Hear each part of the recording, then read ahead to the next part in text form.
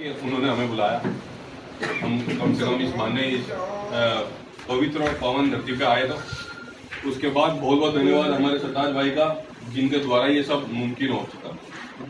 और सब भाइयों का तहे दिल से बहुत बहुत धन्यवाद, जिसमें हमारे प्रधान जी जो मौजूदा प्रधान है उनका भी और आप सभी भाइयों का भी।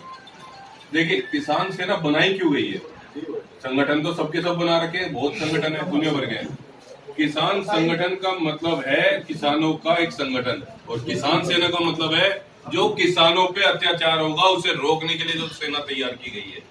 आप देखिए, आर्मी ने क्या कर रखा है, आर्मी बनाते हैं ना फौज की, क्या कहते हैं, सेना खड़ी है वही बॉर्डर पे, क्या करती है, देश की रक्षा करती है।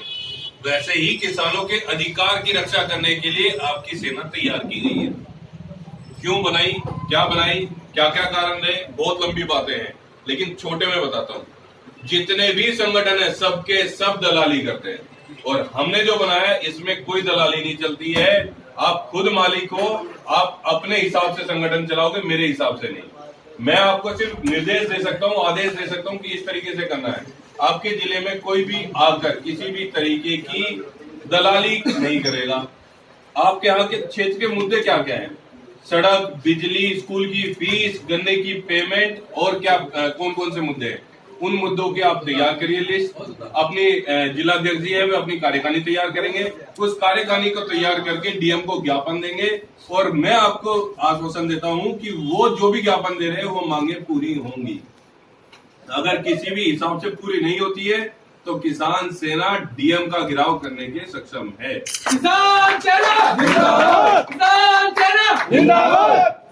आपके किसी भी तरीके की कोई भी दिक्कत आपको आती है तो हमें इतना ही टाइम चाहिए जितना हम जहां हैं वहां से आपके पास आने के लिए टाइम लगता है। लेकिन मेरे आने से पहले पहले आपके पास आपके क्षेत्र के कम से कम 10,000 आदमी इकट्ठे हो जाएंगे, आपकी आवाज पे आपके साथ खड़े होके आगे की लड़ाई लड़ेंगे।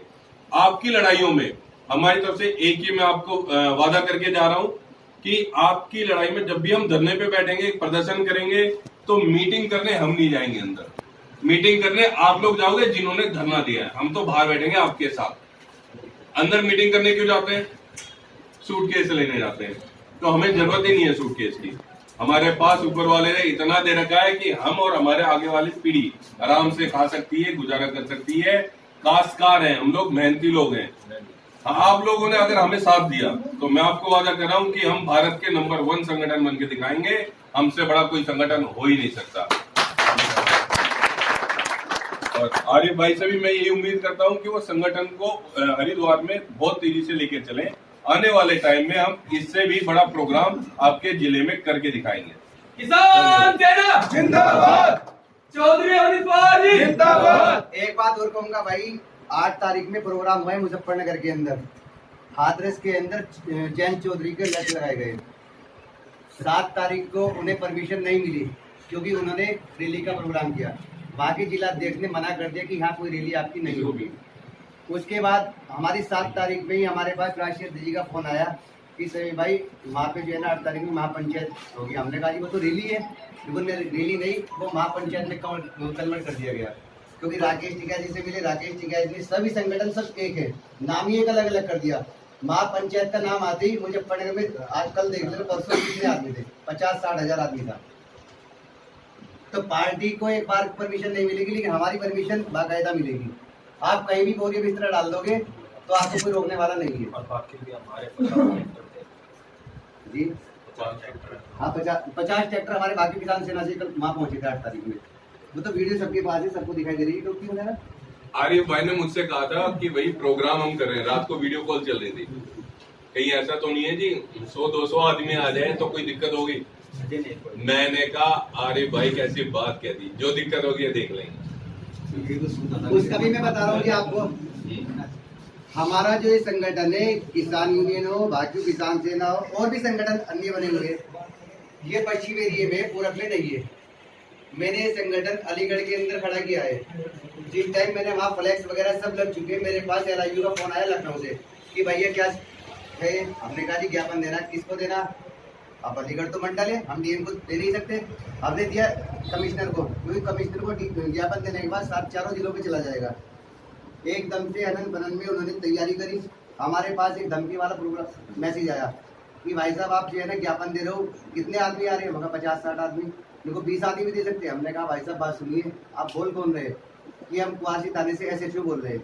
हमने कहा हमारे राष्ट्रीय अध्यक्ष जी पश्चिम से चले हुए हैं, किसान का ये नहीं पता कौन से गांव से कौन से इलाके से निकल जाए, हम कैसे रोक दें? 90% 80% आबादी किसान की है। आज किसान कहाँ चला गया? हमारे पास तो कुछ बचा ही नहीं।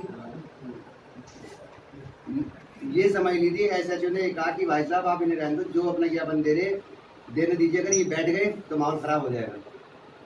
तो प्रशासन जबरदस्ती नहीं कर सकता, और करेगा तो हम बैठे तो हैं, हम इलाज करने के लिए बैठे हैं, उस प्रशासन को ही देखेंगे।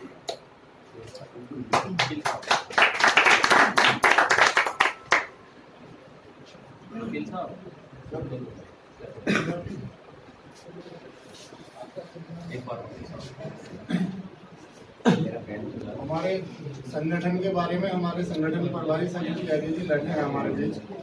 मैं आग्रह करूंगा सजीव त्यागी जी से कि संगठन के बारे में हमारे दोस्तों को, हमारे भाइयों को, किसान भाइयों को बताएं। सजीव त्यागी जी।